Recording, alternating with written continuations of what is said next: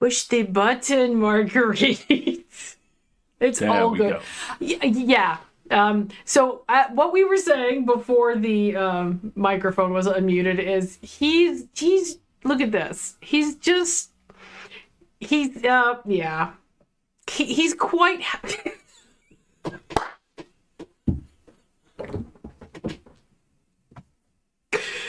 Welcome to the show. Not quite the show we were expecting. Let's go back over here so you don't have to view my indecent small furry child, shall we? He's got his tail going and he's quite indecent at the moment, but he's happy and he's warm and maybe that's a good thing. He's been very, very cute today. Hello, everybody. Welcome to the show. The microphone is working now. How are you all doing?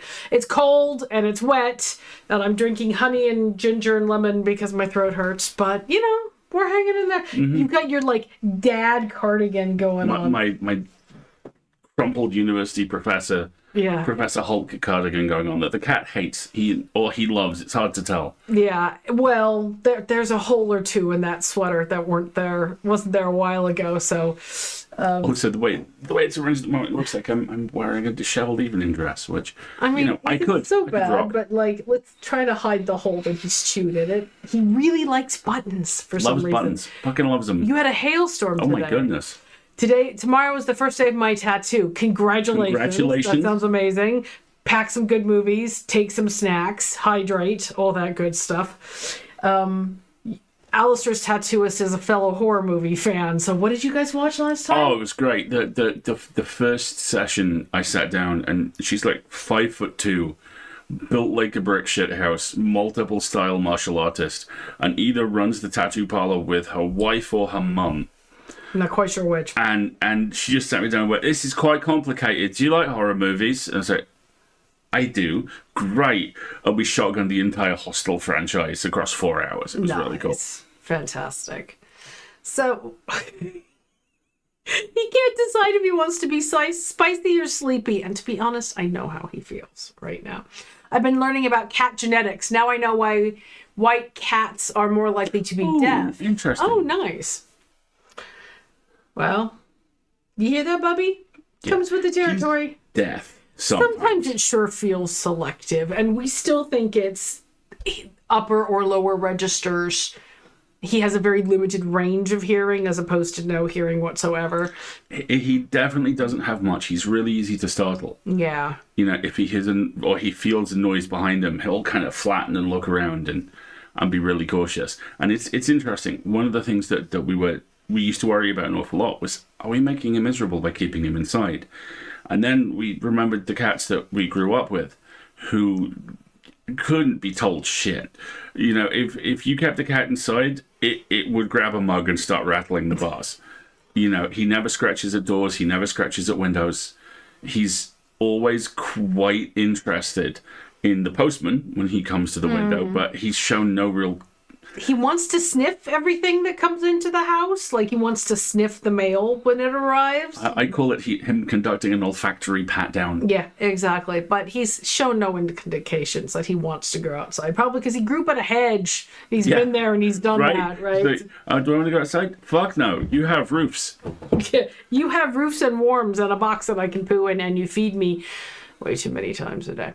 But let's not get into that, shall we? So, hello, and welcome to the stream. Thank you all so much for joining us. It is another Wednesday night, and this is more Night Cheese. We are playing Tavern Talk, and there is a dangerous rumor we may be approaching the end of it. We may be approaching Endgame. Endgame, but there is a DLC. There is indeed. Mm-hmm.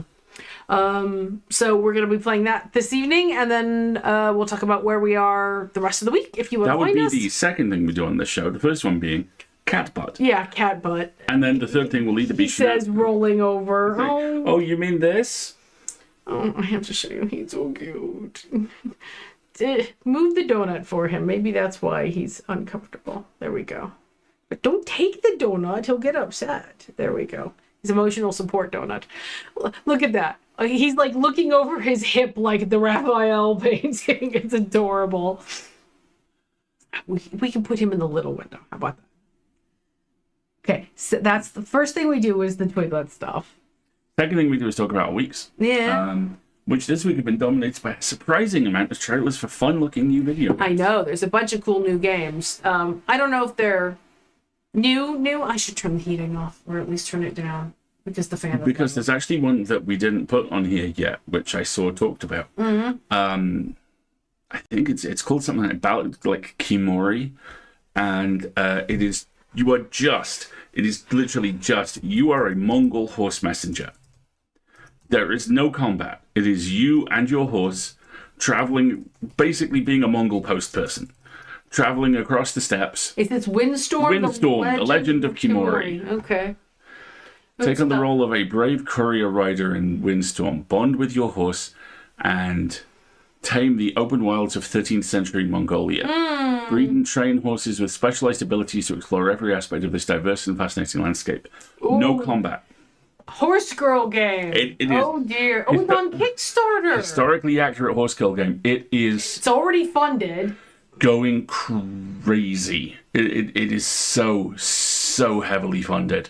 Okay, it's on. But if it's on Kickstarter now, that usually means that, like, hold on, I'm getting links for people. Hang on, I have to add this to my wish list. It really does, doesn't it? What's this? Sounds like my favorite parts of Breath of the Wild and Shadow of Colossus. Right? Exactly what. Mods I'm throwing. Well, I can throw a link in the chat. Here we go. I have no idea if you can milk the horses. But yeah, it's already funded. Wow, yeah. 3 times funding. Okay, put that on the remind me list. 22 days to go. They're at almost 3 times their goal. Because I saw one of the developers for this earlier today, basically justifiably beating the drum a little bit, going, look, the industry is in flames. Yes. We are 300% funded in a game with basically no combat. Have you shown this to Summer? You can do horseback archery. Oh my goodness. Someone needs this in their life. People need to be talking about this. Okay, so stretch goals are an expansion. Discover a Mongolian mystery. Oases being added. There's a whole, and then one of the things they're unlocking is cooking. This is the Mongolian Rider game. Yeah, apparently it's horse racing and hunting are 2 of the things which can be unlocked at the top. And they're at 141,000. Their biggest stretch goal is under 100,000 away. They're going to blow through this. Yeah, so, okay, I'm supporting that. That sounds fantastically fun. So there's that. There's a thing called Wonder Stop, which I think was originally coming out through Annapurna, and then Annapurna's C-suite saw the purge and decided to act accordingly. Which I need an actual link to this. This is an article. Keep talking. Which looks fantastic. You play a barbarian who is undefeated, and then she gets her ass handed to her twice, and she can't deal with it. And she goes to basically a tea shop on the edge of town, where a large, placid, friendly gentleman perhaps politely suggests that she sit the fuck down and help. And it's a game about dealing with See this face? See this face?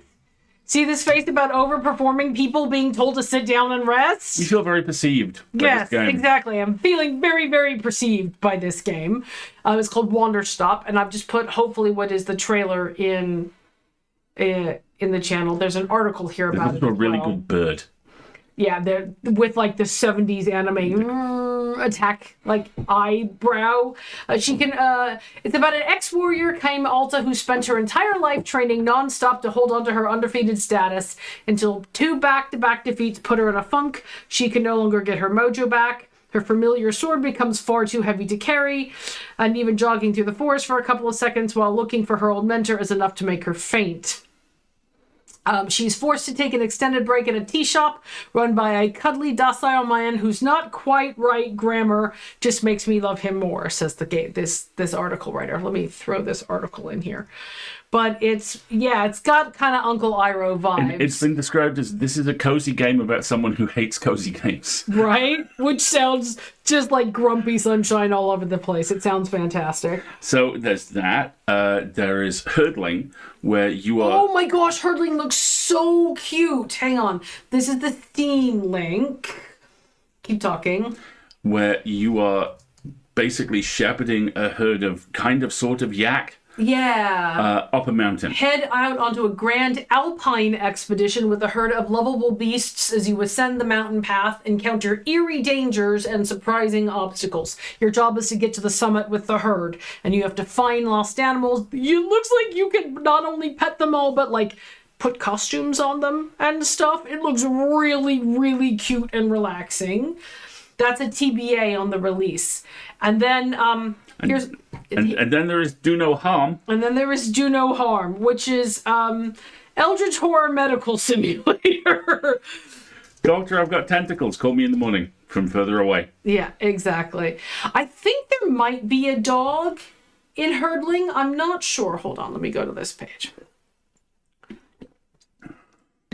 It just keeps auto-playing the videos. It's like, please stop. Guide to protect and fall in love with a motley herd of calicorns. Travel landscapes, fog wreathed forests, snowy plateaus, and forgotten valleys. Hone your herding skills as you navigate a wild range of challenges, threats, and environmental puzzles. An emotional, wordless tale of trust, survival, and companionship during a great crossing through a fallen world. So that sound, I know, I can sense the emotional attachment happening already. If there aren't plushies of these things in the future, there have to be. These little guys. And not all of them, and you can pet them all, and they come in different sizes, and they look so cute. So that looks really, really fun. And then there is Death Stranding 2. And then Death Stranding 2. Did you ever play Death Stranding? God, what a mess of a game. Fuck. Death Stranding is messed up. I put like 120 hours into it, and a solid 60 of those were in Area 2, where I just which you built like road, never left. You know, it is. You know, the other mail delivery game. Yes, very much so, right? It is very strange, and there are elements of it that I really don't like, and there are elements of it I love, and I never for a second thought they'd do a second one. And there's a moment towards the end of the second one where a noted the trailer for the second one, where a noted indie film director basically yells, "Use robot punch," and flies a spacecraft onto the head of a Giant hand-covered time oil angel so that he can fight another giant oil-covered time angel, and I need to be playing it now. Someone perfectly described it as Hideo Kojima is the only person who has ever been given AAA budgets to do deeply fucking weird shit. And I'm so there for it. Oh my god, the extras for Kimori are ridiculous. There's a statue, art book, stickers, bumper stickers, soundtrack on vinyl, a desk flag. I don't know what a Yam Messenger Pass is. Postcards, standees, steelbook. There's all sorts of stuff for it. The 1 horsepower is enough sticker is very good. Right? It just looks really fun. I think that's going to be basically, great. yeah, there is, despite, the industry being... There's a bunch of really good stuff coming out. Exactly. Herdling looks really, really, really, really fun. I definitely want to play Herdling reminds me, we went to see Mickey 17 yesterday. Oh my gosh. Speaking of very, great. very fun. It's really, really, really good. So this is the Robert Pattinson, not Patterson. I keep saying Patterson. Pattinson. Sci-fi movie. And it's really fun and sweet and weird and cute. We had a great time. This is the one about the guy who needs to get off Earth in a hurry, so he signs up to be an expendable, which basically means he does the shit work on a 4-year colony voyage, and they just print him back out. Yeah. And he dies 17 times. And it's based on a book where Yes. it's called Mickey 7, if I remember correctly. And the director went on and said, yeah, Robert's really fun to kill. It was our date movie on Tuesday night. Yeah. It was great. Yeah. We had a really good time with it. And it has, you do not expect fur-covered tardigrades to be cute, but they are. So cute. They're really, really cute. It's a lot of fun. Of that extra level Yes. episode. Tell me more. It's the one I'm thinking of. Are we talking about secret level or extra level? I'm not sure. I don't remember a secret level episode with tardigrades. That's what I'm trying to zero in on. That's okay. We'll come back to it. We'll circle back to that. I think that's been about it for this week. It's been sunny sometimes and rainy sometimes. Secret level, you're right. Yes. Okay. Which secret level involved tardigrades? Secret level. Secret level.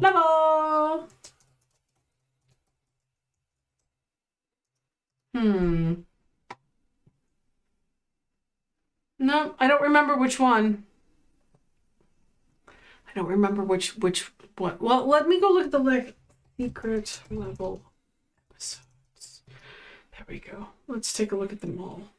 And yet, Elstrom lives. And yet, Elstrom lives. Oh my god, I can't believe they made that so funny.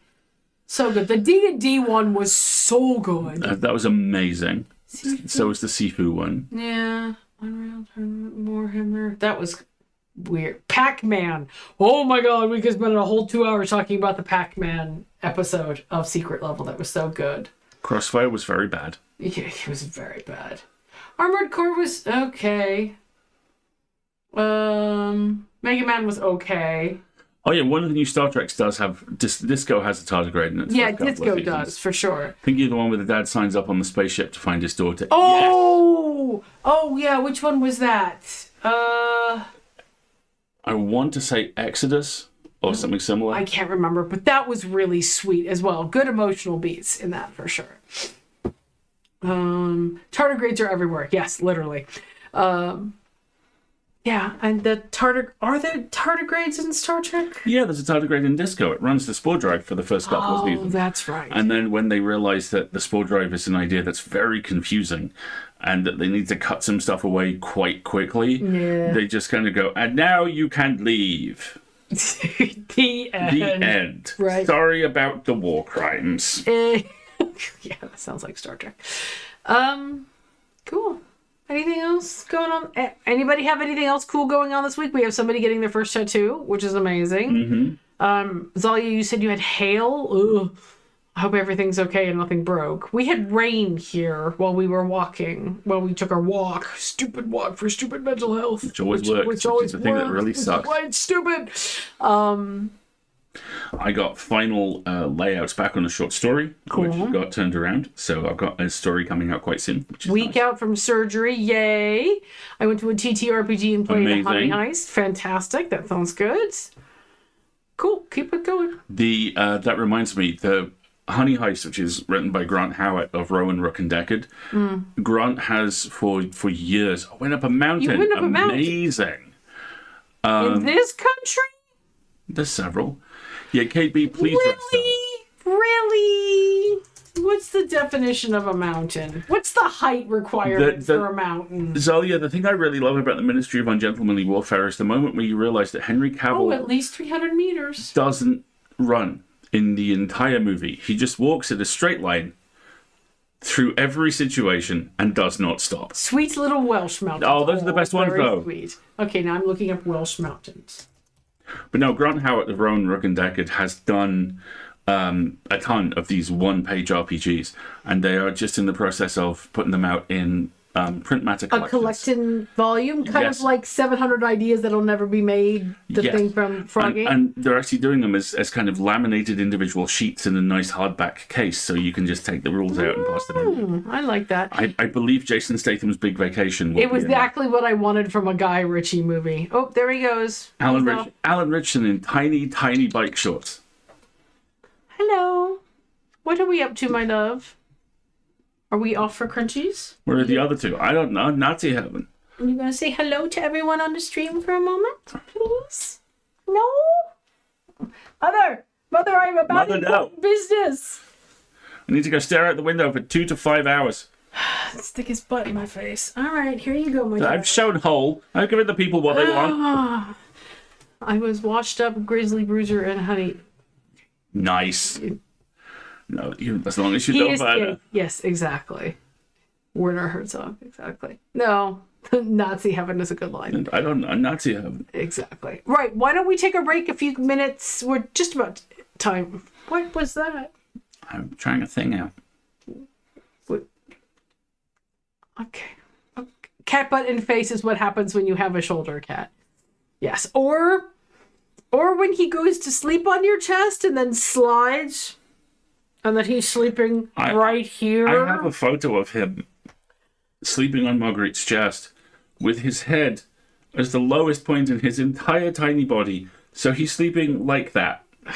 Such a doofus sometimes. He's a very sweet doofus, but he's very much a doofus sometimes. So he's going to have some crunchies, and we're going to fire up the game, and we will be right back. How's that sound? Get yourself a stretch and a drink if you need one, and let's see where we are in Tavern Talk. Hell yeah.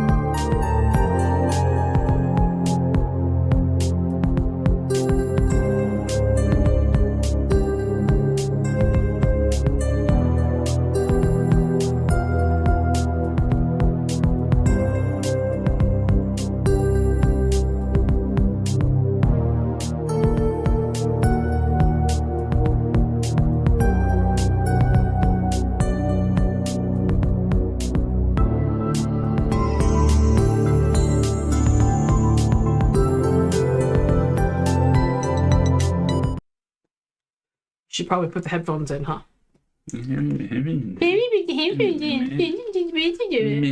Ma'am. You guys. Don't bite us. I mean, just don't. We're just ridiculous sometimes, aren't we? Alright. Where are we? I don't even know who this character is. I already ordered the plushie. Thank you. I want my own little. Because it's Andu and he is the best. Yes, he is. What are these trinkets? Ooh. Oh. Ooh. Have we missed a couple? There are trinkets we have not acquired. I bet they're different paths. Yes. Right, like you go with different options. So if you're trying to be a completist, it helps you mark the different paths you go through. Twinkle, twinkle, deadly stars. No, who is this kitty? And I must have them. It was all tail and butt. Right?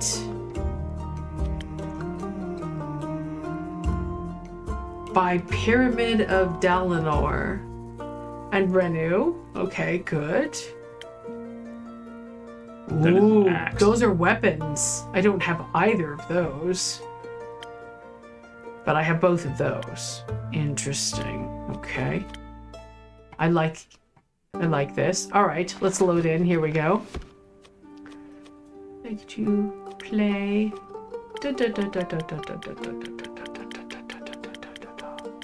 Yes, I have all the saves. Disaster, Tea, and Revelations, huh? Act 3, The Twilight Flood. Chapter 21, Disaster, Tea, and Revelations. 31st of the Astral Moon. Isn't something supposed to happen at the end of the Astral Moon? Mm-hmm. Oh, no. Probably nothing good. Oh, dear. Oh, dear. Oh, dear. Hey, demon. Okay, let's start.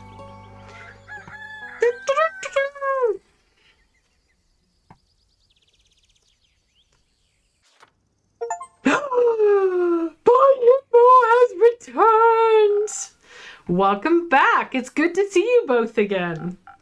Hold your enthusiasm, innkeeper. We bring tales of disaster. I don't mind a little disaster in my tales. After all, you tell them so well. She really does.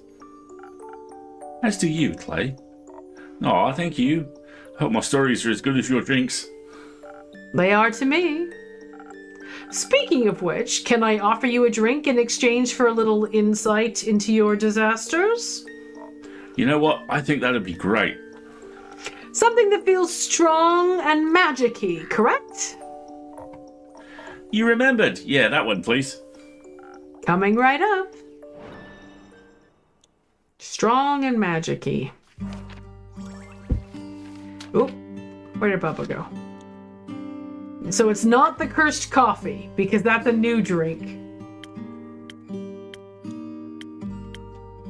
So maybe a sailor's courage? I think a sailor's courage might be a good idea. They walked Or a southern brawler. I want to say he had a southern brawler last time. I do too. What is that child doing? He's not on the laser printer yet. I can hear him. Is he playing on that piece of paper? Yes. Okay, he's fine.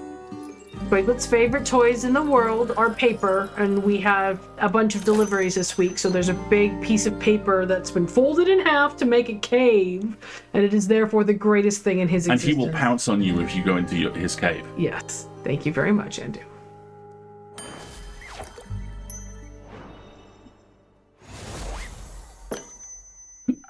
Something tasty and strong, but hopefully not disastrous. That's very tasty. It's very strong. You really got the best drinks around. Happy to hear that, Clay.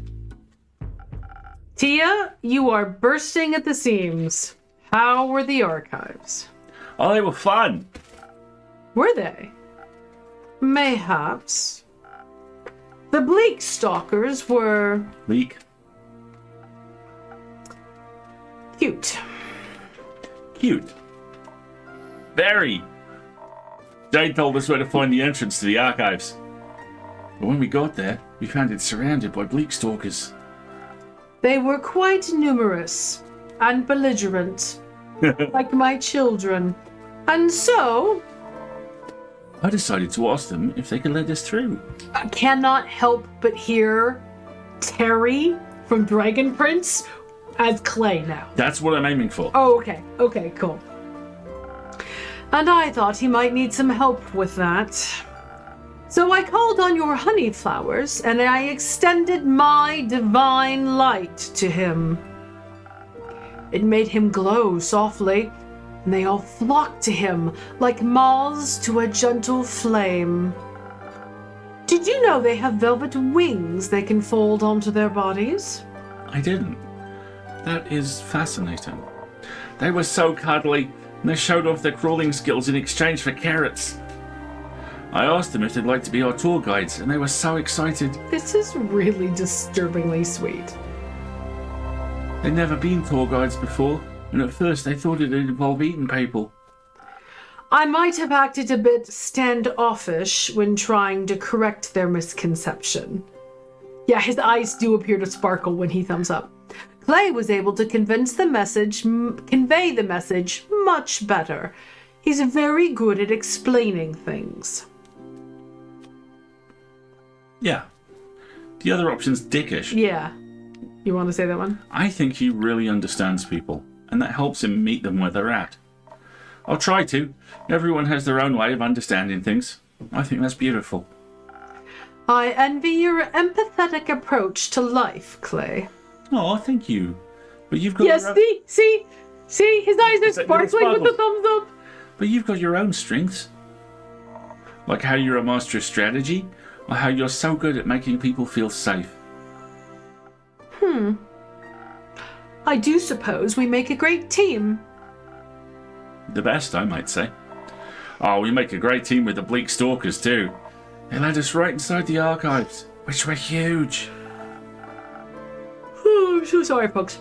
Large parts of the Everbloom had collapsed, but even the explorable sections were unbelievably spacious.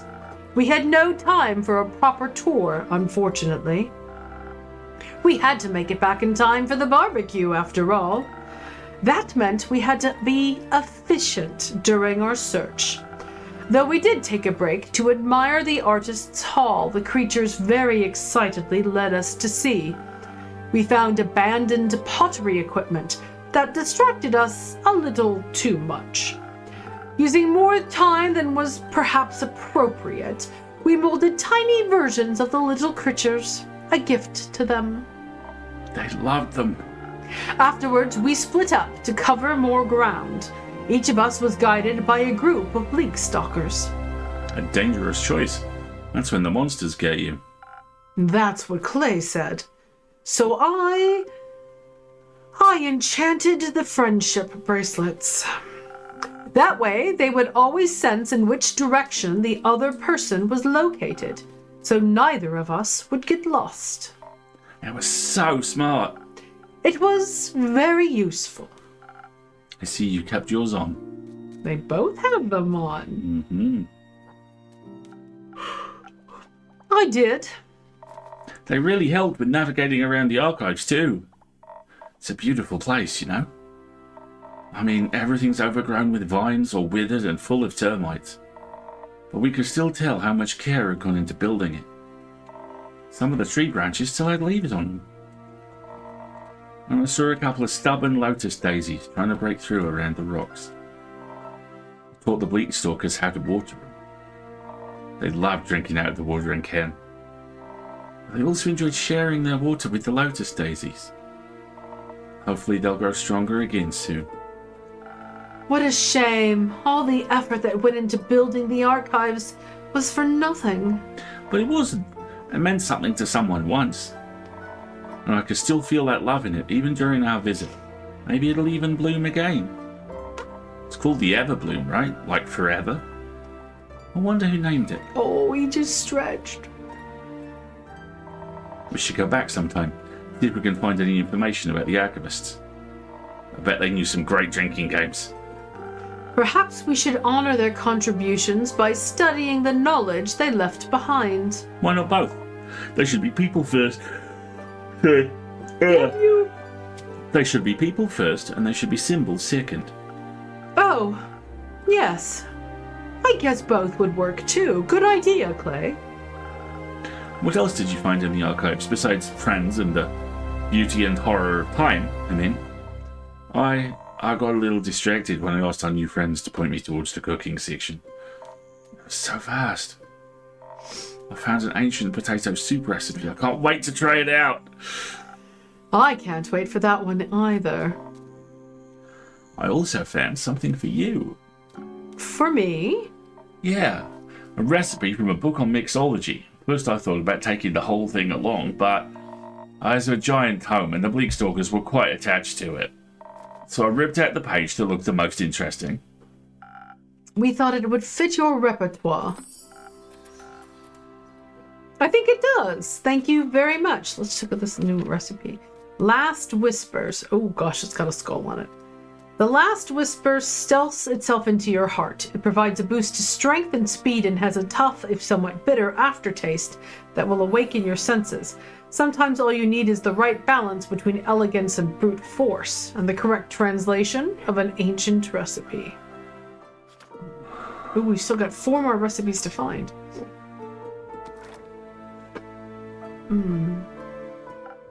As for me, I asked them to lead me towards dangerous knowledge, and soon found myself in a hidden study.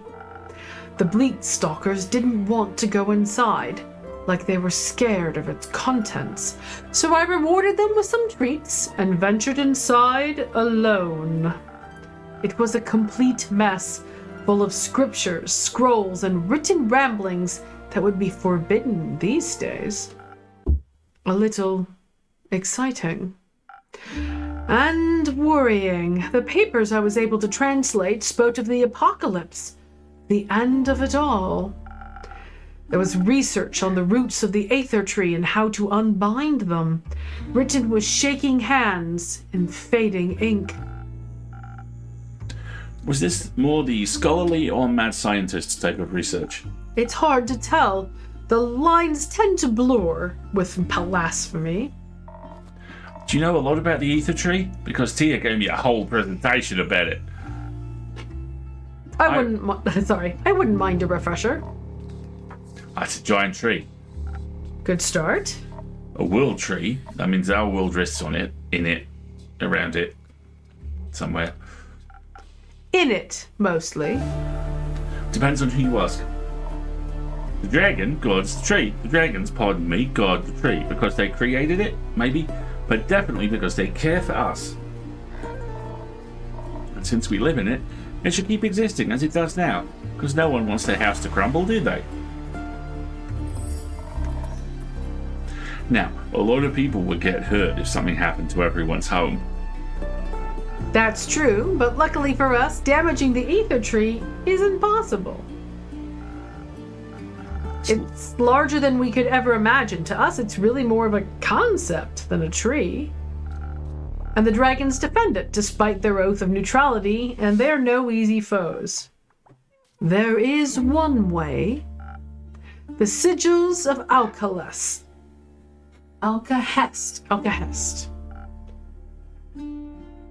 What now? The sigils of Alcahest. They're the key to destroying the Aether Tree, according to the scrolls I studied under the archive's candlelight. Are they some sort of spell? More of a manual to a self-fulfilling prophecy, a way of breaking the cosmos in accordance with its own rules. For the tree to crumble, its foundation must be fractured. The 5 sigils of Alcahest represent the 5 dragons, each of which must be damaged to topple our world's balance. Only then can our cosmos reshape itself. The scrolls spoke of experiments for creating a sigil. Unsuccessful experiments. That's reassuring. Not quite. They were only unsuccessful back then. Next to the notes of old, I found others, written on cleaner, newer parchment with unfaded ink. Much of it was incomprehensible, written in languages I've never even seen before. But various sketches of whales caught my eye, as did altered frostbite scrolls. That sounds unsettlingly familiar. I fear that the starfall broke a sigil. By ripping holes into Cassiopeia's wings, it destabilized her flight. If she's damaged any further, time itself could be sent into disarray. Meanwhile, the tsunami, like I heard, didn't just plague the archives. The waves broke down the barriers between the primordial sea and the twilight chasm in ways never seen before. So that's 2 broken sigils. That's not good. What an incredible understatement. To witness one such sigil fracture would be anxiety-inducing enough. Knowing it's happened to 2 is going to keep me up for many nights. It's not 2, it's 3. 3. Alongside the notes I found was an old map with fresh markings. All the names were outdated, but the intention was clear. Marked were the 5 interplanar portals. 30 years ago, their sudden appearance tore fissures into Gaia. I believe they were the first sigil. That's really bad, right? Very. Who could have done this? I don't know, and why, of all things? If the Aether Tree collapsed or even shifted from its perfect balance, the destruction would end us all. Who would want that? Look at he's scared. Yeah, no one's thinking rationally, that's for sure. They might have a good reason for it. Maybe we could talk them out of it? I doubt it. Me too. Whoever it may be that's causing this, they only have 2 sigils left. Would be quite bad, right? Don't they say that waking the Elder Dragon will start the apocalypse? They do. I feel like there's too many ways to start the apocalypse, all things considered. Lay, you're not wrong. I like KP's did we do this? Maybe they're all connected and waking will break the last sigil. Although, I'd like to think breaking all the sigils is indeed impossible. Because it's impossible to reach Tuat in the spirit realm, correct?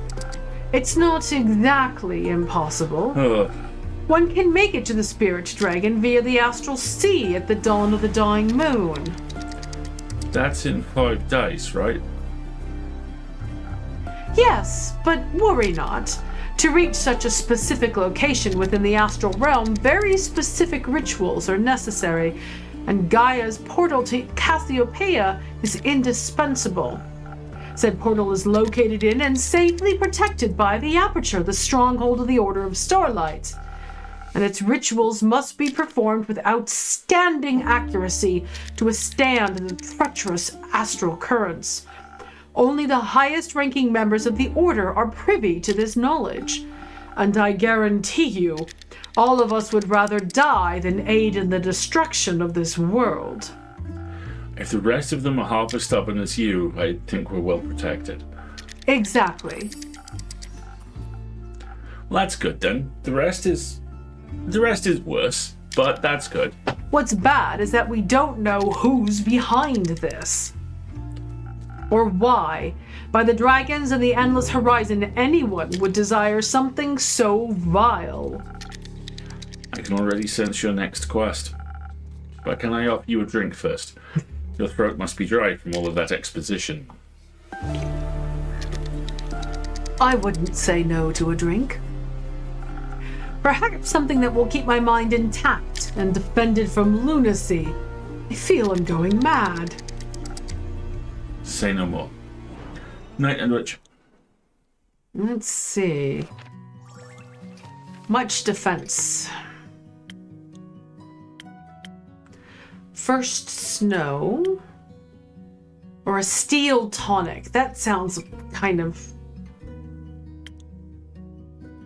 It makes you feel comfortable and safe. Okay, that's a good choice.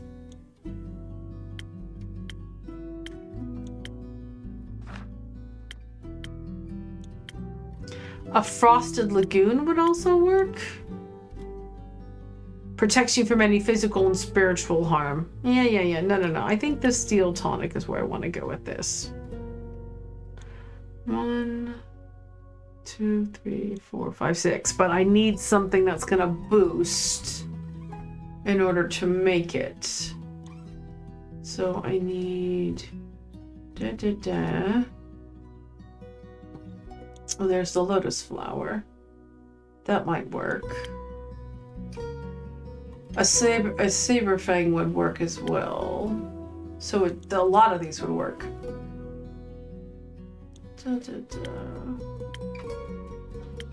Citrine looks the best for this.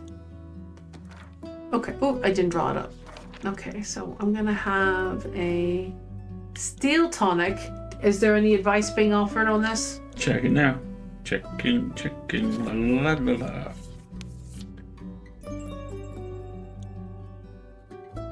So one of these. No. One of these. Oops, gotta get to 2.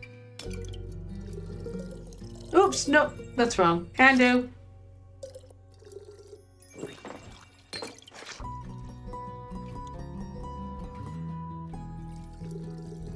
There we go. And then 3 of these.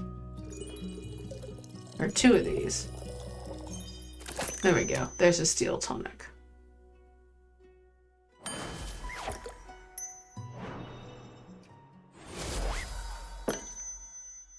A delicious defense against the absurdities of evil plots. Thank you, this makes me feel a little less conspiratorial. I needed a breather. You know what else would make for a great breather?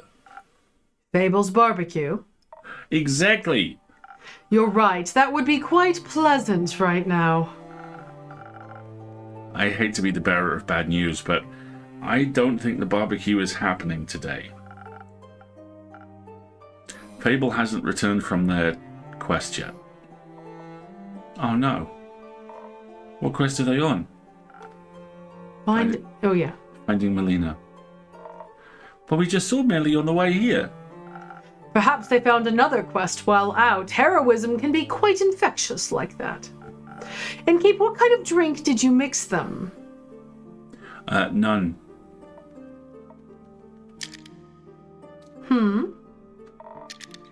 Maybe we should go look for them. Maybe so.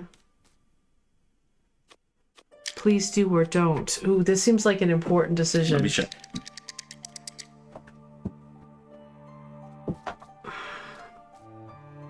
Why didn't we mix a drink? I still don't understand what's going on with Fable.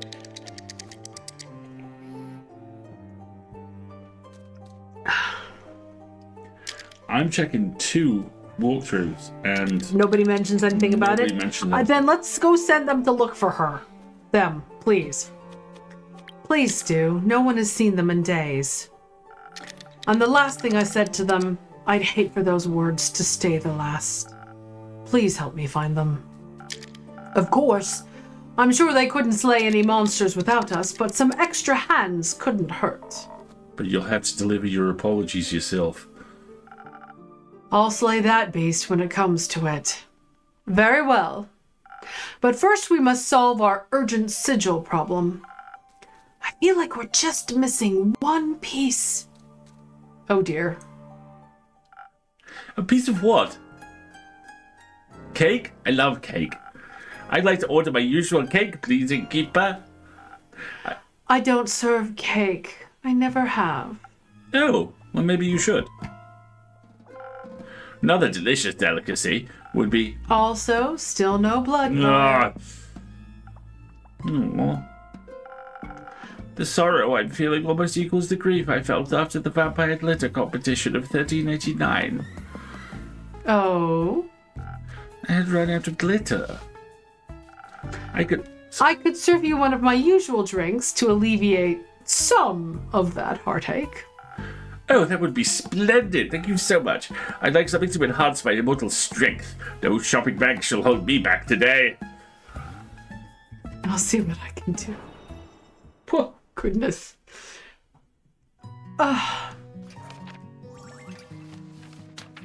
Strength, huh? Give him coached coffee. Is that strongy? It's cursed coffee. It's strong coffee. Let's give him that. No, let's not. Let's not give Kyle any coffee. He doesn't need it. He doesn't really need a sailor's courage either. Probably a southern brawler, right? Yeah, let's just give Kyle a good old-fashioned southern brawler. Oh, I know. I need Kyle and Archie to meet. That would be so fun. Have my accent actually disappear entirely into itself.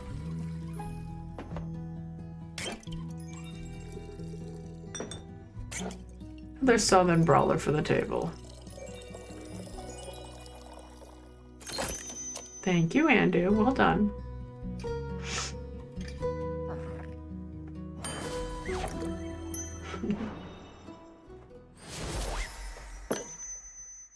Here, with all the strength of a raging fire. Oh, thank you, dearest innkeeper.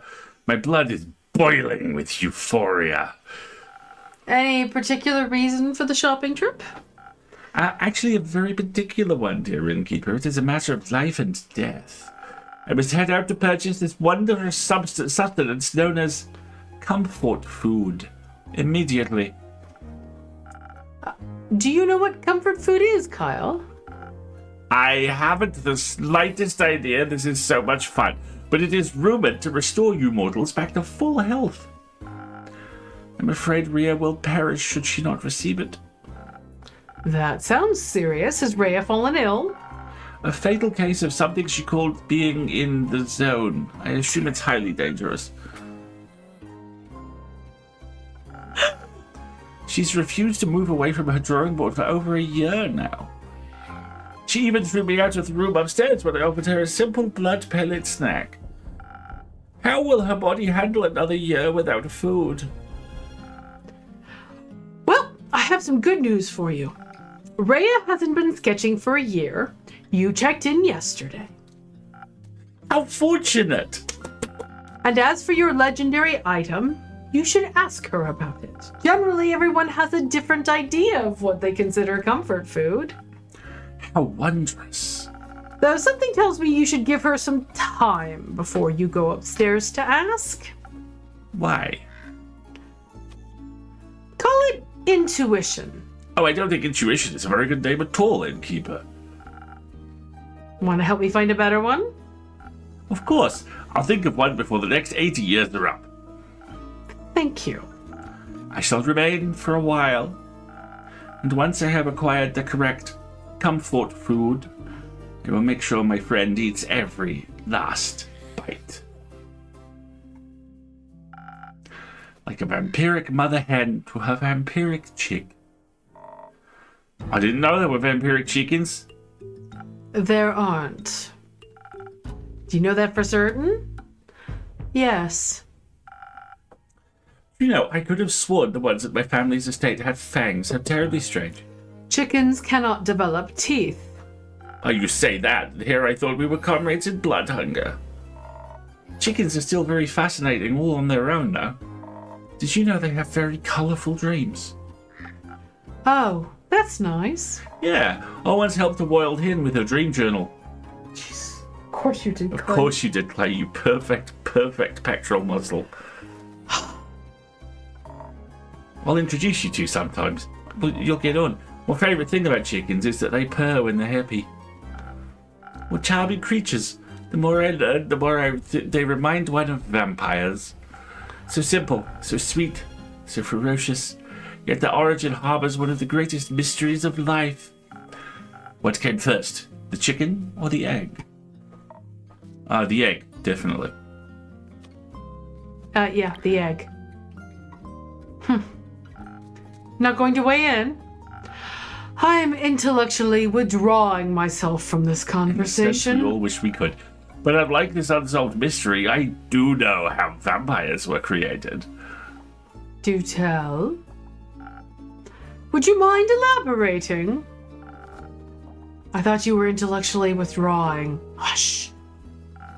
As the cleric of Cassiopeia, humility is a lifelong objective that I strive towards. As such, I must admit when I need to concede words spoken in haste, which would be now, I suppose. Please, Kyle, if you wouldn't mind expanding on what you just said. Oh, certainly. Happy to. I shall be brief. It must have been over 5 centuries ago when a scholar stole some of the immortal blood of the dragons. The scholar offered it to Queen Annabeth, who had become the vampire's monarch. I have never heard of Queen Annabeth. I think that's just the plot of a really challenging board game, Kyle. Oh, silly me. You're entirely right. So then Mike was real after all. Mike? Yes, Mike. It's all coming back to me now. The first vampire that walked this world was the infamous Smith. But most of us called him Mike. He had a very close connection to the spirit dragon and his domain. Eventually, Mike struck a deal with Tuat. In exchange for guarding the dragon's realm, he, personally, would get to live forever. But that didn't work out, I guess. Oh, well, Mike didn't read the fine print. Poor chap. Spirit dragon turned out to be quite the trickster. Tuat turned him into a new form of undead creature, invulnerable to age, untouched by disease, and yet still weak to the blade.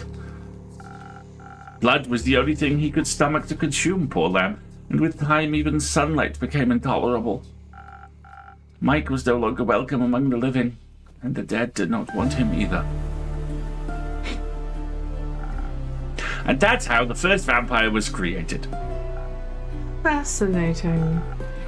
There is so little known about the spirit dragon and his realm. Kyle, just how do you possess knowledge that's considered ancient by today's standards? Oh, what knowledge? What? Where? The knowledge you just imparted to us.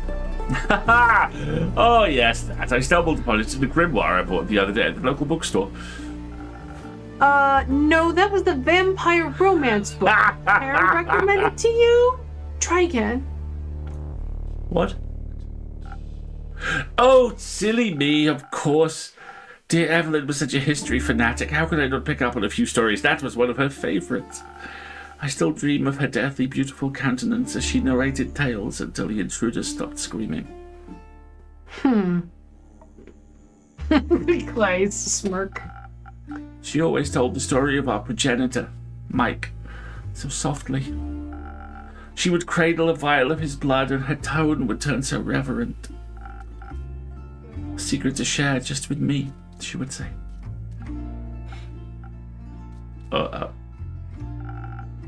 I didn't mean to break the last oath between us as well.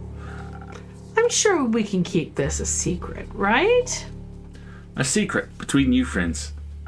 Secrecy is how we can repay you for sharing this with us, and so be it.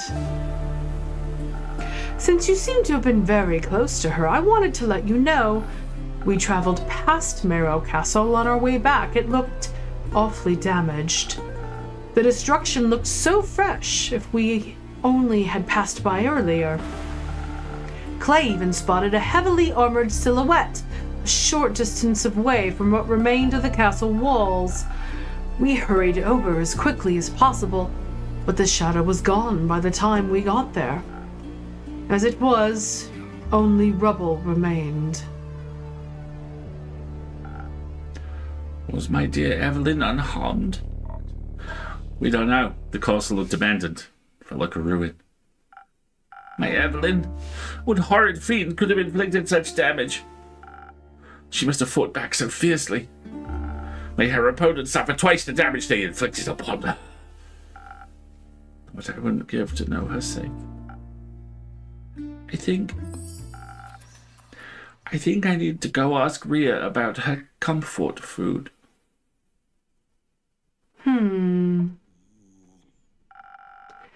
Let's give him some time to come to terms with what he just learned. Time passes. Aha! Okay. Unionize. I've just got an accomplishment called Unionize. Greetings, brave adventurers. Great morrow, innkeeper. There seems to be a few more bones than usual with you, Scully. You observe correctly, my good friend. They are wonderful parting gifts, are they not? Sure are. Care to bring me up to speed, Care? Nah. You'll survive being left hanging for a few more minutes. You're bullying me. Go ahead. You are bullying me. You are bullying your innkeeper, Care. Patience, young innkeeper. Scully's been waiting to tell you this story since we left the Pale Woods. I will try to compose myself. This tale deserves the cracking of every last one of my rhetorical knuckles. Let us recount that tale properly, Dame Kellen. Hang on. I think I want a drink first. That can be arranged. Something to keep my strength up. I didn't get to flex my muscles much during this quest. Good one might net you a story. No pressure, Cat. Everybody wants strength. All about that strength. Kara making the cursed coffee. That is a very, very deep What We Do in the Shadows cut, by the way. Oh?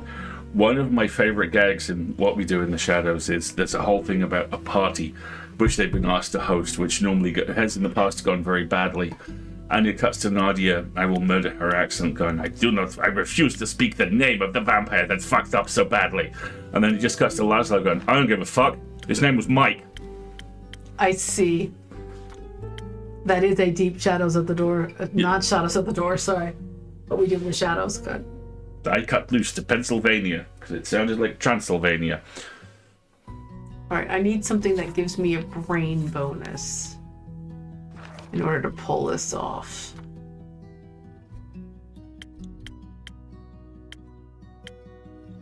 Thunder Sage.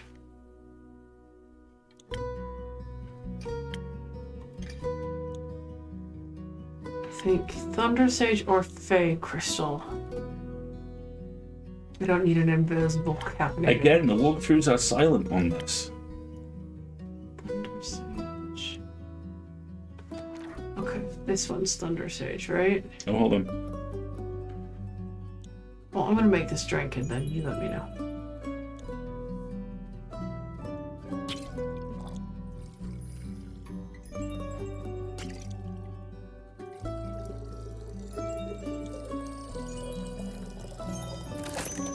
Cursed coffee. Last call. All good. Okay. I can't wait to see this. A great drink for a great story. Aren't you lucky? I'd like to think luck has nothing to do with it. Perhaps not. I might have something else to cheer you up. Oh? Mellie's back. Oh! Relieved? Like a great sword's been lifted off my shoulders. Is she alright? Okay. Yes, although you might prefer to see for yourself. She and Dave left me their address to give to you. Hiya, Dave. Who? You know, Dave. You know them. Right. Got it. Only one person would fit such an uninspired name. Better have apologized to Melly or else. You'll have to find out the details for yourself. Just don't keep them waiting for too long. Don't need to tell me that twice. Babel isn't back then? No. Sure taking their time. You like looking for them yet? No, they're capable. Just my patience is starting to wear thin. You had some to begin with. You're pretty chatty for someone within greatsword distance. That's a great line. That has such lovely, I will strike you. Do you want to get striked? Energy. Right. Can I interest you in one of my drinks as well, Scully? With an offer like that, my friend, how could a skeleton say no?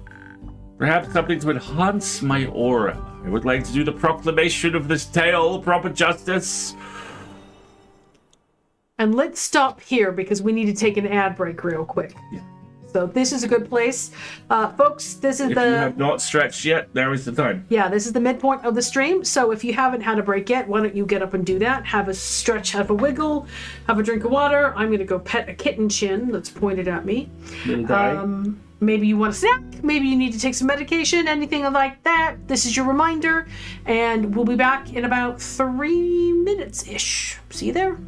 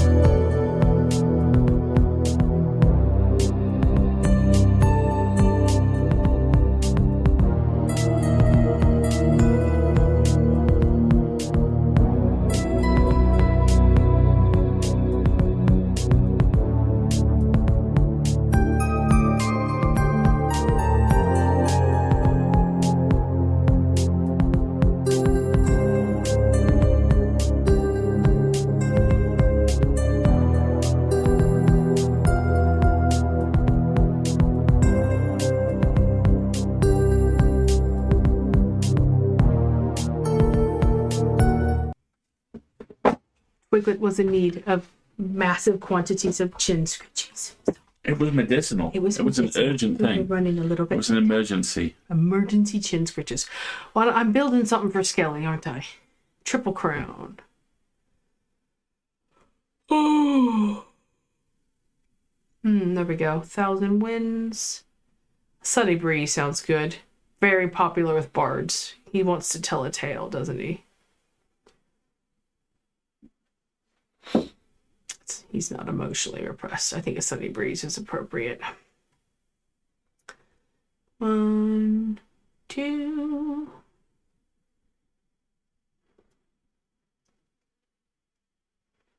Oh, looks like the game audio is muted again. There we go. Hey, Ozzy, have a good one. Ozzy, how you been? Oh, sorry he's having a hard shift. Tell him I'm petting Andu for them. And then Andu says hello and his eyes sparkle. Alright, have a good one. We're gonna listen to Skelly tell us a story now. Poor Alistair's voice. This is not the right drink. It has to be a recipe that fits. Oh, I see.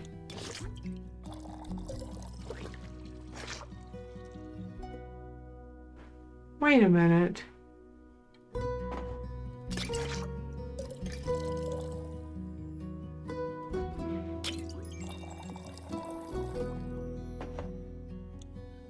Okay, this is not working. We need something to boost this, don't we? For a sunny breeze, we need 1, 2, 3, 4, 5, 6. Okay, so we need an additive.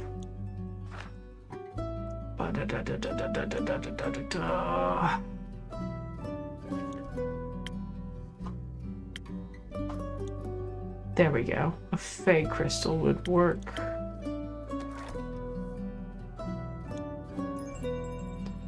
Yep. So one of those. That's done. That's done. 3 of those.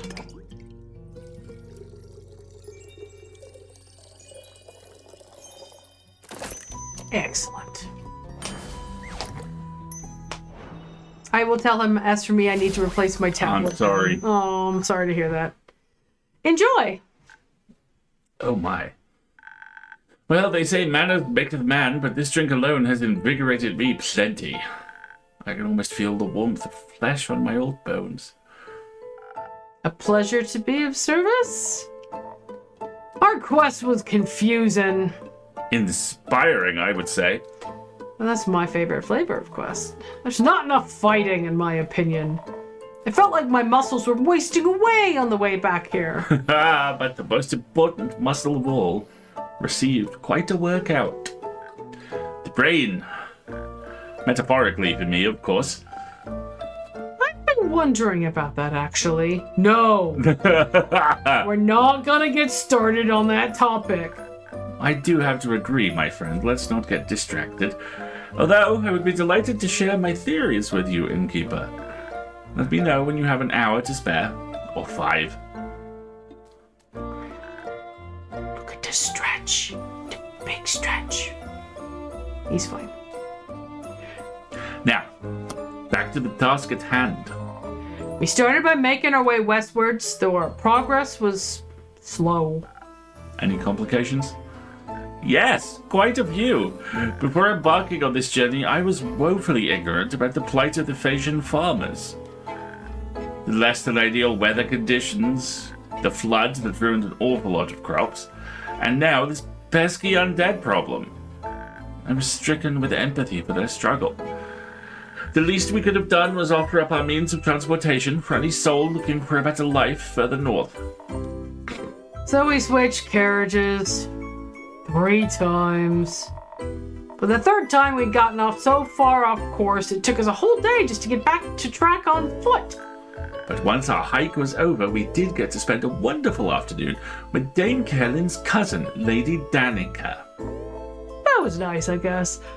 The cousin with the undead snail problem, yeah? Did she manage to liven up that garden for her? Sure did. Just had to set up some cabbage to lead them somewhere we wouldn't be damaging any crops, and... With just one magnificent strike. Truly a sight to behold. It's just some undead snails. No need to get so excited. Oh, but to match the excitement, Lady Danica served us some positively delightful cups of tea. Better than any accompanying finger sandwiches were some new facts I had gleaned from observing the snails. Even lacking souls, they still displayed some pack behavior. They acted nothing like real animals, of course, but somehow I was struck with empathy for their plight. To unconsciously seek out a manner of instinctual action.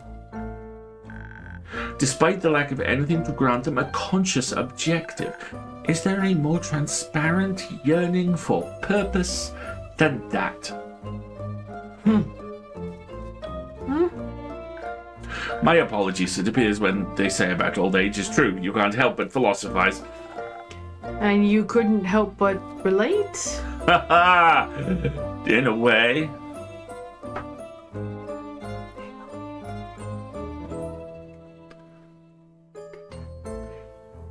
Look at that face. Cute, cute face. Completely distracting this conversation.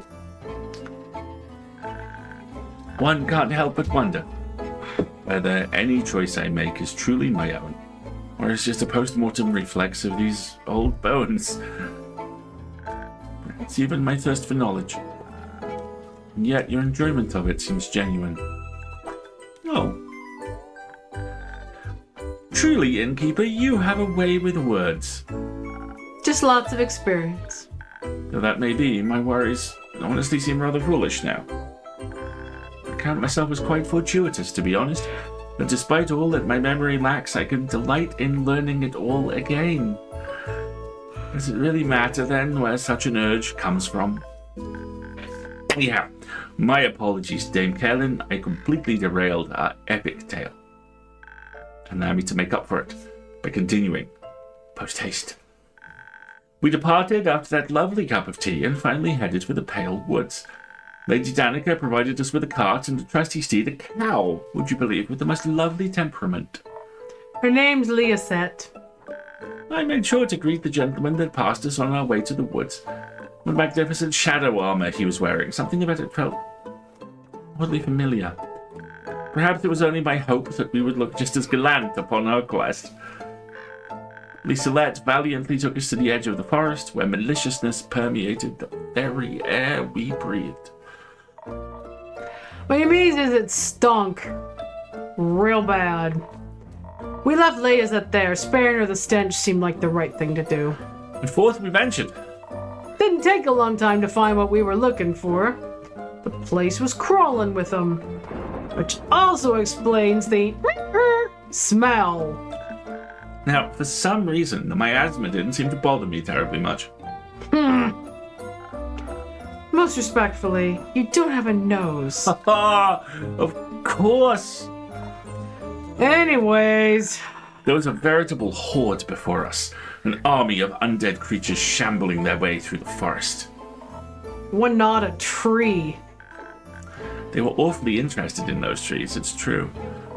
I was itching to tear into them. But remembering the plan, I stepped back. With a hand on my greatsword, though. Crucial part of a successful negotiation is that you don't go into it blind. And so, we observed. The undead creatures were displaying very similar patterns to those snails. They weren't just stumbling around senselessly, not at all. They seemed to be following a pack leader, a representative. Now that simplified things considerably. My first course of action became clear. I let Dame Kerlin know of my intentions. Seemed reasonable enough. While I circled the group to get to the leader at the front, she remained hidden in the shadows of the thicket. I walked up to the leader, another skeleton, making sure I displayed an open and respectful disposition. I suppose they were not open and respectful in return? Nope. Before I could even react, the skeleton had bitten on Scully's arm. Agony is what I would have said if I hadn't been protected by my frost armor and your excellent drink mixing skills. Always glad to hear my drinks are protecting my clients on their quests. My friend, your drinks are astonishingly potent. Honestly, they may be too potent. Look, the tentacle just curled up. As soon as the undead creature bit down, their teeth shattered upon impact. The leader recoiled immediately, of course. While the others surrounding us froze, the leader fell to the ground, cradling their face with their hands. Now, curiously, when they regained composure, their expression was filled with joy. Still no idea how you can read an expression on a skull. They're actually quite expressive for a skeleton. The skeletons definitely do have expressions. You just have to get used to looking a little harder for them. Now you're pulling my paw. I have no problem reading Scully's expressions. He has a beautiful smile. Oh, now you're just making me blush, you rascal. Let's move on. Now, the teeth shattering was understandably quite worrying. Made me re-examine the bite marks on the trees around us, I can tell you. Now, peculiarly, the bite marks here were quite a bit more shallow than what we had seen in other parts of the forest. Which means... All those undead creatures had severe dental issues. The leader was so happy because the frost armor's chill was dulling their pain. The others' teeth were also in truly abysmal condition, and looking at their behavior, that seemed to be causing them, again, severe pain. Coupled with the hunger for trees, it became a never-ending cycle of suffering. It should have never gotten so bad. I asked them why they hadn't reported the issue to their necromancer, and they said it was clearly starting to impact the fulfillment of their objective. That got them really heated. They tried to rip Scully apart again. But Dame Scanlan skillfully resolved the situation with a little soupçon of intimidation. Turns out, they didn't even have dental. What? Carolyn, can you... I'm with Scully on this one. They had no benefits. Nothing. They were just expected to be quiet and follow orders. That don't sound right to me. It's a scam, that's what it is. No sick leave, no compensation, no PTO. They didn't want to hear it. We're doing what we love. We don't need any fancy benefits. But you should have seen the state they were in. They couldn't even take a proper chomp out of the trees out to bark anymore. What would happen when their teeth deteriorated even further? Their necromancer would replace them with another undead creature in a heartbeat, if they still had one. That's when Scully really got to them, I think.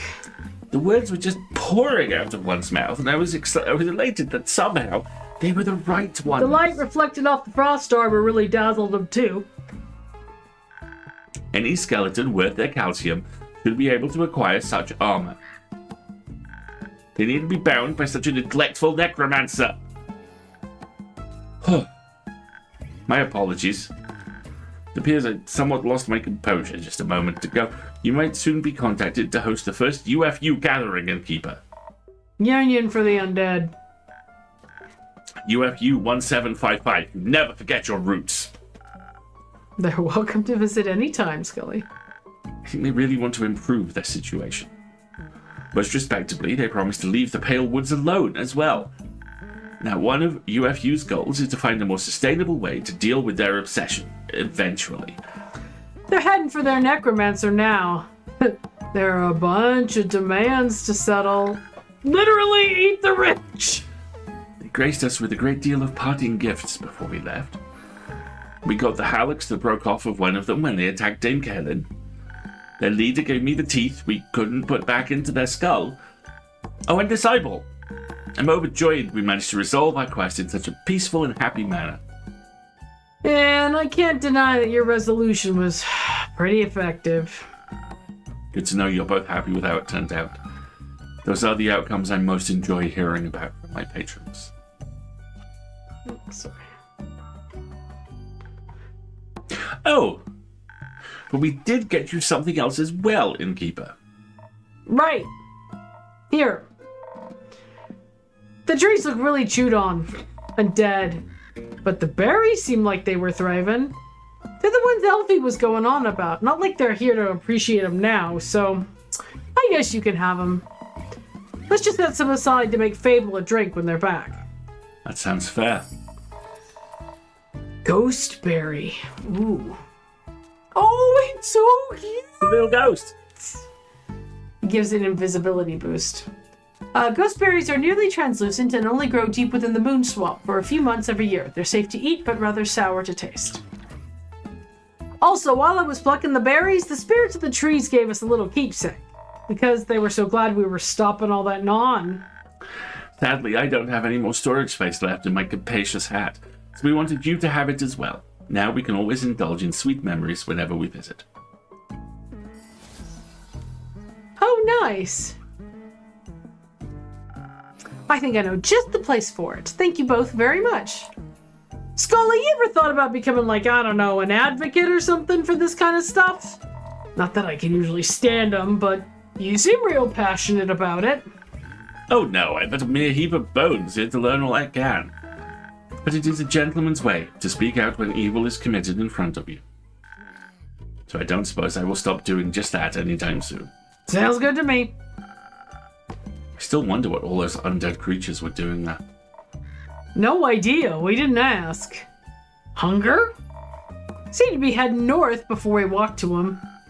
Maybe they were searching for more trees? The Pale Woods is one of the largest forests in Phasia. I don't see a reason for them to leave the area before it was barren. Unless they were ordered to. Don't they typically come with a necromancer attached? Well, you don't suppose that gentleman we encountered outside the woods could have been that... Good lord, that very necromancer, do you? I don't think farmers wear armor like what you described. Oh, if I had known what a dastardly negligent necromancer they were, I would never have offered such a greeting. I just realized where they could have been heading.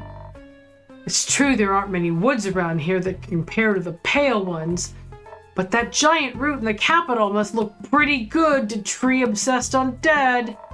There might be tons more headed there even now. Indeed. High fiber risks. Just to clarify, you believe hordes of undead creatures are marching towards the capital? Well, towards the roots would be my guess. I see. They're heading towards Themis to gnaw the divine roots as if to... fell the Aether Tree. Precisely! Not that such an action alone could destroy the whole thing, but it would certainly do some damage. What in the are you talking about? As I just stated, someone is trying to destroy the Aether Tree. The Starfall, the Primordial Flood, even the interplanar portals. It's all part of a larger plot. Was that not clear?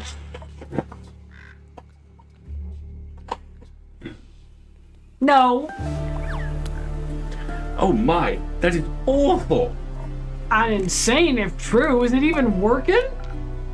Unfortunately so. Or do you see stars in the night sky? I mean, there's one. There used to be many more. And we don't know who's behind it yet either. Well, Kaelin, Mr. Scully, the gentle person you greeted outside the woods, you thought he might be a necromancer. He certainly wore the armor of one. Did he seem like he wanted to kill everyone? Well, not particularly, though it can be hard to tell sometimes.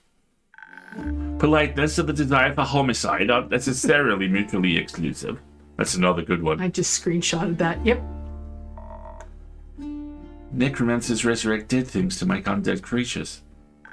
Indeed they do. So, Scully, you were resurrected, right? Do you remember anything about it?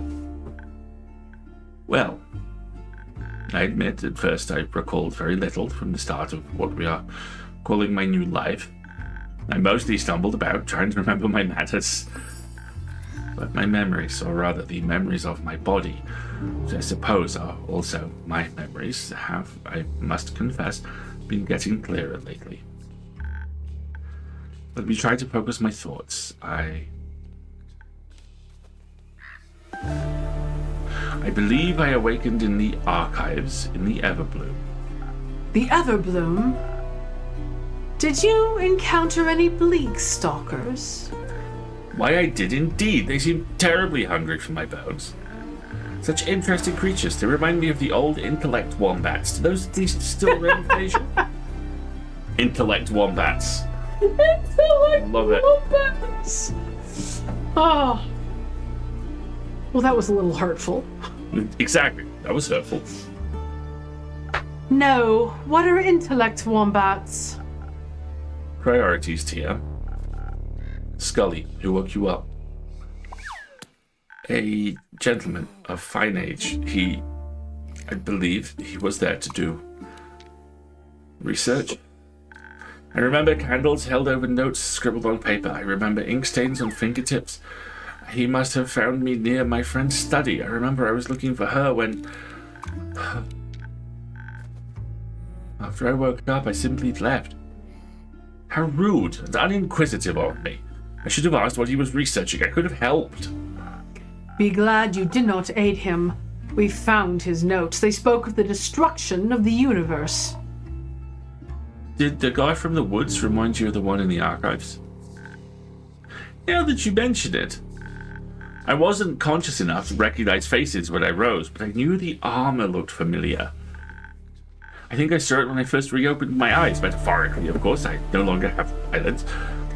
A necromancer is behind all this. Is he trying to break the sigils just to get to Tuat, the spirit dragon and the realm of death? Sigils? Are you perchance speaking of the sigils of Alcahest? My friend was researching them once. I always thought them a wild figment of her imagination. Seems they're not, unfortunately. Do necromancers usually want to destroy Tuat? No, but they do defy his laws of life and death. Perhaps he craves access to all the souls the spirit dragon guards. Or he plans to destroy death once and for all with his perversions. But, my dears, to destroy Tuat, one has to find Tuat. That in itself would be quite the impossible task, no? Not exactly. The spirit realm is well protected, but there are ways to reach him. Can you kill death? I don't know, but nearly attempting it sounds disastrous. Sanwa, Mr. Moore, Tuat is the god of death. No matter how insane the necromancer, no one could possess a weapon powerful enough to fight a god. Only weapons made by dragons can harm them. We all know this. You mean like Gor's great axe? A weapon forged for the dragons by the dragons, meant only for their claws. The axe. It could certainly cut through the barrier between the astral sea and the upper world, if not through Tuat himself. Would stealing an axe from a dragon count as a sigil? All right, you lost me again. I've talked about this already. Keep up. I'll explain later. It might count as a sigil if it awakens or damages their plane. Or should not be awakened under any circumstances whatsoever, nor should their legendary weapon fall into the hands of a mere mortal. Oh my stars, this really is quite concerning. I'm right there with you. This seems like an insane plot. Even for some giant bad guy. What is it? Big bad guy? BBG? BBG. They always seem to be reaching for new heights in their dastardly schemes. If we are correct, this one plans to steal Or's weapon, break their sigil, and then destroy Tuat. Dragons be with us. What about the undead creatures marching towards the capital? They must be a distraction, a way to keep anyone who would interfere off his back. Quite the dangerous distraction, if you ask me. Those poor husks shouldn't be snacking away at those roots either way, should they? No. And those sigils of alcohol zest you keep talking about could do what? Destroy the tree? The spirit realm rests above all others in the canopy of our world. If what we believe to be this monster's plan succeeds, it will collapse down onto the rest of the Aether Tree. Not only would that free all dead souls, it would destroy the tree, our home, our cosmos, and everything below it. It would destroy our world as we know it. Big bad evil plan. Not to mention Tuat might die. I don't think I have to explain to you why dying would be a bad thing. Once again, can he die? Wouldn't risk it. Though I believe this plot of his has to be limited somewhat, no? Perhaps to the transitional period between the astral moon and the dying moon. Only then would the veil between Cassiopeia and Tuat be thin enough for a ritual of such magnitude to succeed. Wait, what you mean is this can only happen between on the nights between the 35th of Cassiopeia and the 1st of Tuat? So I can only work in 4 days, or next year. Precisely, my boy. I guess you can't have a ritual without unnecessary complicated rules. That is common courtesy. Clay, I've been wondering. Remember that man we saw on our way back near Morrow Castle? Yeah? Do you think he might have been the same guy? I do. Strange armor sounds familiar, as does the convenient proximity to destruction. And more so that blood of the first vampire Kyle spoke of. Part of the ritual to safely traverse the astral sea involves having an associated anchor for your destination. To find Tuat, you need something connected to him. Like the blood... Like the blood of a vampire eternally bound to him? Precisely. Maybe our villain got his hands on it. Perhaps he knows more of Cassiopeia than I anticipated. All of this out of context is giving me a headache. And Kate, you got another drink to spare to help with all this mess? Something powerful enough to get me through it? Anything for Yuka. Oh gosh, such big revelations. Revelations galore. Kara's like, I need to fight. I need to fight! There's no drink specified for this, so I think this is another Probably a Southern Brawler. go with your heart. We got a whole lot of Southern Brawlers at the table here today.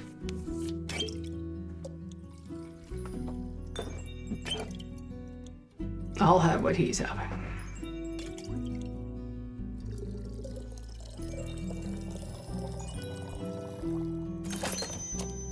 Good job, Andu. Good job, Andy. I like how Care's almost like the player POV. The fuck is this? I put all the strength I have into this strength. Enjoy it. Huh. I think you just put parts of my sanity back together. Thanks a lot. Anytime. So, this madman, if he can't get the axe, he can't kill the spirit dragon, right? Correct. Great! Let's stop him from getting the axe then. That's a great idea. I know. Now, how do we do that?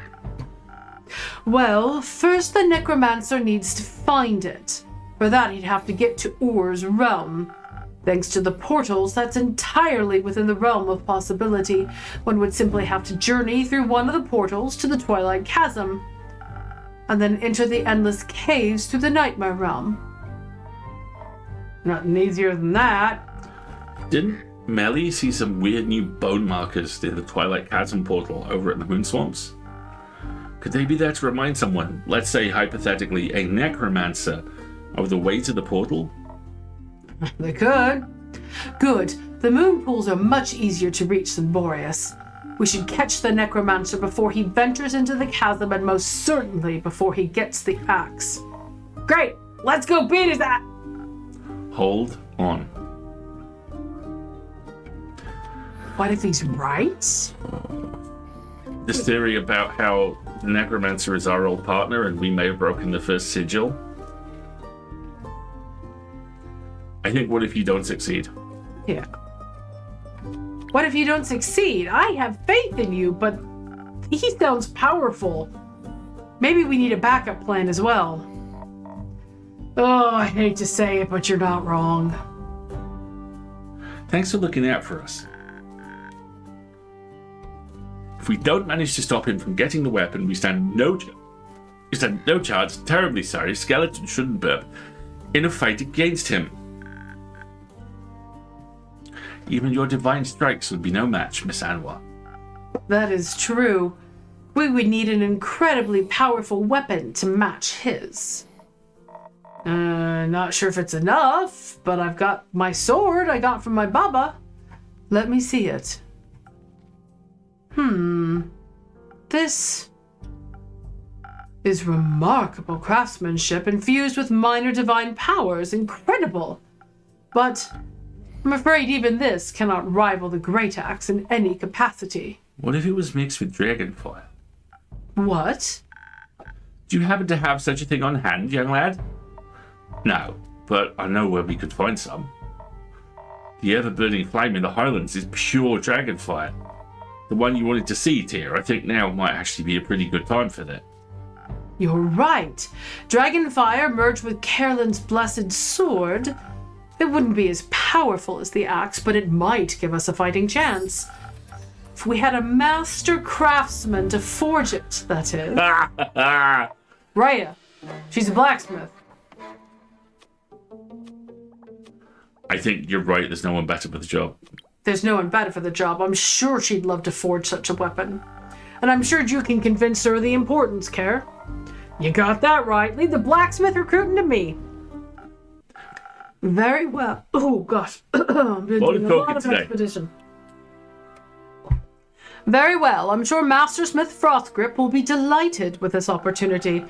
Having her on our side makes me even more confident we can stop this necromancer's plans. Look at all the buffs we're stacking. I have the utmost faith in us, and I know the Aperture and its astral portal are well protected even if we should fail. Though I don't believe we will, because I know I'm strong enough to best this battle. And so is Clay. And I have mapped all my hotkeys, and the others too. Yes, the others too. I'll be honest, I'm not sure if the 4 of you will be enough. Don't worry, there's a lot of people we can ask for help. Like you. Like me? Ask away. I knew we could count on you. You collect everything we talk about, right? I tried my best. Great. Could you write us up 2 quests for all of this? I think we should split our resources so we get the backup plan going at the same time. Good idea, young man. Plus, that'll give us the excuse to have your drinks help us, and I would like a little drinky. Not that you need any excuse, but I appreciate you following my rituals. I'll see what I can do. I should have something written up by first thing in the morning. I trust in you as you trust in us. Deeply. Deeply? Yes. Deeply, and with the knowledge that together we are stronger. We'll see you in the morning, then. Callan, come with us. We owe you a few explanations before we make you do any persuasion work for us. You got that right. Let's go. I cannot possibly miss out on more possible details, but I shall see you in the morning, Innkeep. Thank you for all of your help. Let's save the world, alright? Let's, Clay. Good luck.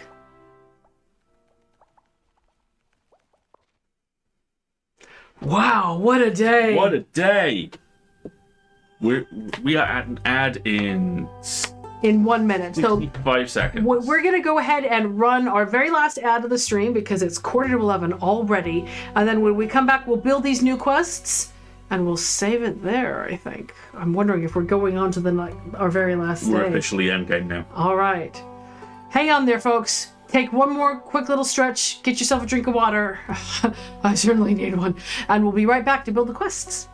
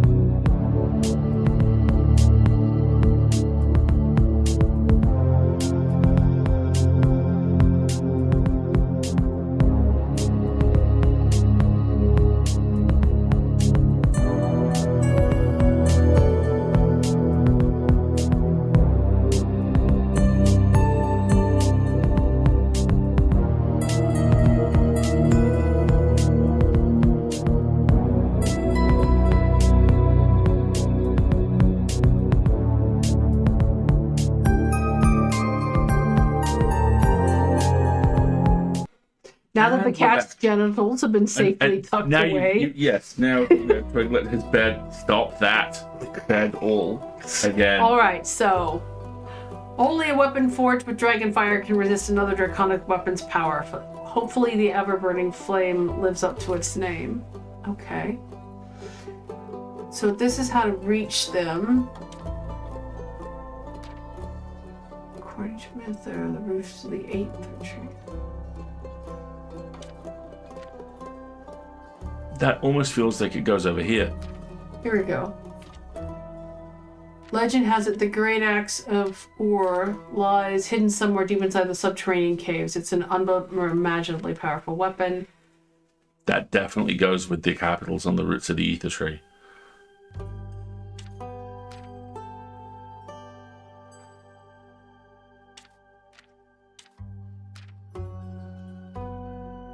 Maybe that.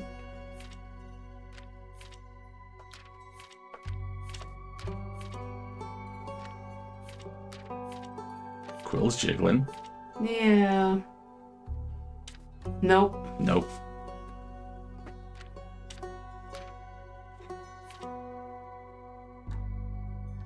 Hmm.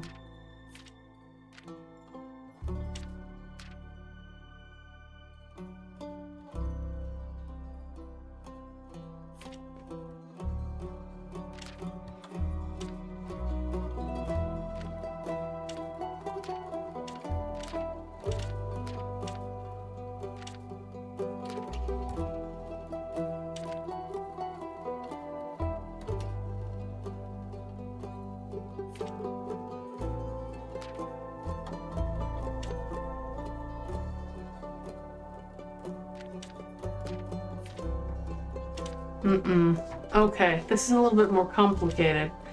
So let's sort this. So anything that has to do with the undead or the tree roots or anything, or anything that has to do with, so like here's one, right? Undead marching towards the capital. These undead can't seem to get enough fiber. Yeah, that feels like it makes sense. And it does. The dead parade. A horde of undead is approaching the capital. Their insatiable hunger for the local flora leads them to the exposed roots of the aether tree, and therefore to the capital Thamus, since it lies nestled in the safety of the roots.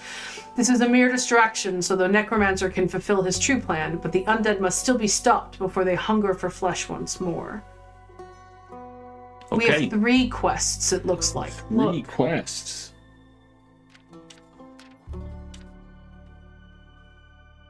Tuat.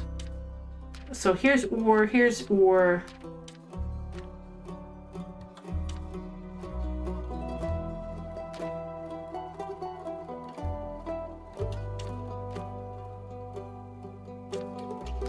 The enemy aims for the destruction of the Aether Tree. He needs the Great Axe of Ur to collapse the Spirit Realm onto the rest of the tree. The wondrous plane of Ur can be accessed through the Twilight Chasm, a plane that can be entered through the portals of our world in Gaia. Legend has it the Great Axe of Ur lies hidden somewhere deep inside the subterranean cave. It's an unimaginably powerful weapon. The Twilight Chase.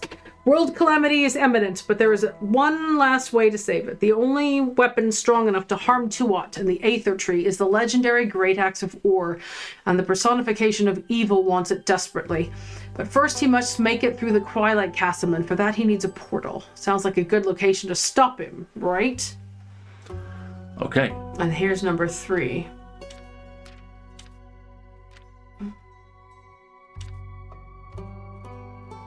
Here we go. Legends or clerics say that the first flame Leviathan ever bestowed upon mankind still burns in a temple in the Highlands. Only a weapon forged with dragon fire can resist another draconic weapon. Hopefully the ever-burning flame lives up to its name. Carolyn's great-grandsword once belonged to her grandmother. A legendary, it's a gift from the dragons themselves. Very impressive if true. There we go. There we are. Heir of Dragonfire. Only weapon forged in Dragonfire could ever dream to hold up against the legendary Great Axe of War. Luckily, a temple in the Highlands houses the ever-burning flame, an ancient gift from the dragons that'll come in handy right about now. And what better sword to reshape with this flame than another gift from the Realm Keepers, an heirloom passed down to Carolyn with heroism scorched into its very existence. So we're still missing one piece of information about the big bad. Who I think we're going to get to talk to quite soon. You think he's going to rock up into the bar? I do. All right. Let's let Andu finish having his snack, and then let's save it there. A very eventful day. All right. Act 3, The Twilight Flood. Part 22, Twilight Zinnias, the 32nd of the Astral Moon. Don't we have till the 31st of the Astral Moon? I think so. All right. Or the end of the Astral Moon and the beginning of the Tuat Moon. I don't know how many days are in months in this world. Is it gonna make me save over my early saves? No. How dare you? No. All right. That is an excellent place to stop really for today, I think. All right, let's go back to the main screen here. I can pull out my headphones. All right. You good? Did you turn your headphones on by mistake? Let's move on. Let's move on. Twiglet, how are we doing? Cat butt. Cat butt. Cat ass. Cat ass. He's ready for bed. Well, we learned a lot today. That was a lot. Oh, my voice. My voice is fried. God, mine too. If we ever get Kyle and Skelly and Archibald in the same place, Alistair's doomed. Just absolutely doomed from a voice acting Kyle is perspective. just terribly flappy and excited all the time. If they put what is her name? Alethea and Melly together. Oh, you're just... Oh, good grief. Oh, good grief. Come here, Bubba. Hi. What's going on? Are we going to say hello? Are we going to say hello for a moment? I'm going to say hello to everybody, please. No? No, Mama. No, Mommy, I want to be tall and I want to go away. Okay. The windows. He wants to go to the windows. The crunchies. The crunchies are in the windows. Yes, exactly. Everybody say hi, Twiglet. Everybody say bye, Twiglet. He's here and then he's gone. And right after, does he know he has a fan club? He is so spoiled rotten. He wants for nothing. Except for maybe clones of us who could play with him constantly. Yes. But, I mean, we both work from home. So we're here with him 95% of the time. He has people to sleep on and people who feed him treats all the time. I've ordered him a yurt. Seriously, they make like wool felt kitten caves. No, they're just like big round shapes that they can climb in and that are very stable. Kind of look out like... He's gonna just freak out when it gets there. He cannot wait. He loves a cave. Paper bags are like his favorite thing. Like a piece of long paper folded in half that he can get inside of. Freaking loves it. So I'm sure he knows he has a fan club. And I mean, the weird thing, and I'm sure those of you who live with cats know this, you start to understand what they're saying a lot of the time. Wait, there is the I'm bored. There is the I want a drink of water out of the sink. No, not my fountain, thank you. There is the come play with me. There is the where are you guys? There are so many different types of you. I'm turning into a crazy cat lady. It's really sad. Apparently because he's deaf. We were really worried for a while because he likes to go into the bathroom and yell. Ruthie wandered into the guest room today, meowed at the window, and I opened the curtain for her. Right? Yep. And we were worried. We were like, is he unhappy? Is he depressed? No. Deaf cats like bathrooms, and they like screaming in bathrooms because the vibrations feel nice. Yeah. So he sits in the bathroom, basically facing the toilet, going wow, wow. It's so weird.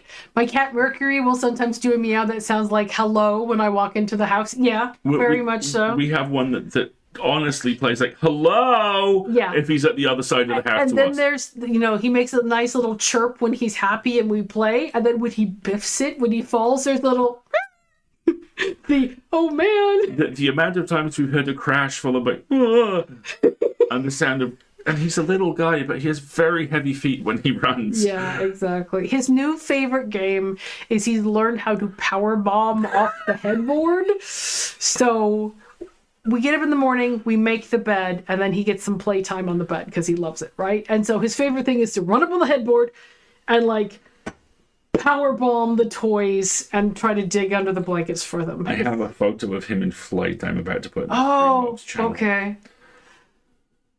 Yeah, we're crazy cat people now. He also has the "I'm trolling you" kind of cry. There is a small window over here, half behind a door. And he likes to hide behind the curtain and then go, come find me and play with me. And we call it the asshole game because we won't go and find him while he does it. We don't want to encourage him to do that.